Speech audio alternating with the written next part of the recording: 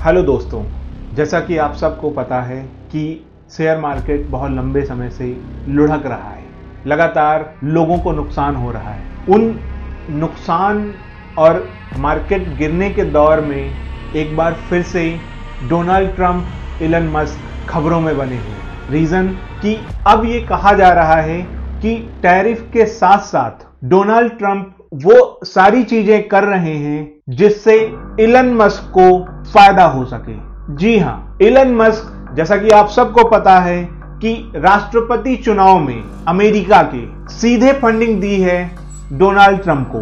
मतलब चुनाव लड़ने के लिए लगभग $20 मिलियन इलन मस्क ने डोनाल्ड ट्रंप की पार्टी रिपब्लिकन को दिया है। और अब जब राष्ट्रपति बनने के बाद डोनाल्ड ट्रंप अपने ऑर्डर्स को एग्जीक्यूट कर रहे हैं, अपनी फाइलों को सिग्नेचर कर रहे हैं, तो वो इस बात पर विशेष ध्यान दे रहे हैं कि वो सारी चीजें जो इलन मस्क को फायदा कर सकती हैं उसके हिसाब से ऑर्डर्स या एग्जीक्यूटिव ऑर्डर्स साइन हो रहे हैं। ये आरोप अपने आप में बहुत गंभीर है। आप सब लोग नवंबर 2024 के बाद अब तक जितनी बार डोनाल्ड ट्रंप को देख रहे हैं, आपने देखा होगा कि उनके आसपास इलन मस्क जरूर मिल जाएंगे। कुछ लोग तो ये भी कह रहे हैं कि अघोषित राष्ट्रपति के रूप में इलन मस्क काम कर रहे हैं। मतलब डोनाल्ड ट्रंप तो सिर्फ नाम के ही राष्ट्रपति हैं और जो कुछ भी डोनाल्ड ट्रंप कर रहे हैं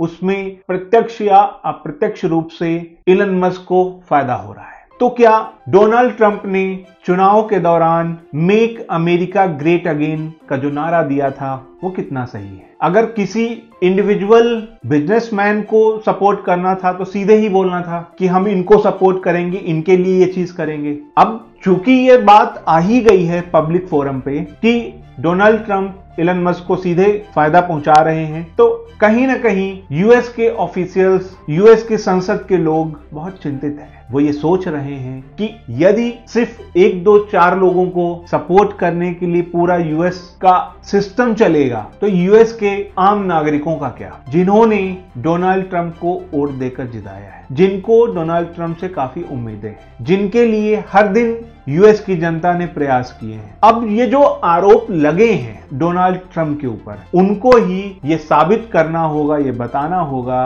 कि मैं जनता का हूं, जनता के लिए काम कर रहा हूं और जनता के लिए ही सब कुछ करूंगा। जब तक ये शो नहीं करेंगे, जब तक ये यकीन नहीं दिलाएंगे, तब तक तो ये आरोप हर हाल में रहेंगे। अब देखने वाली बात है कि आने वाले वक्त में डोनाल्ड ट्रंप अपने इस आरोप को किस तरीके से टैकल करते हैं और किस तरीके से पब्लिक को संतुष्ट करते हैं। आज के लिए बस इतना ही। बहुत बहुत धन्यवाद।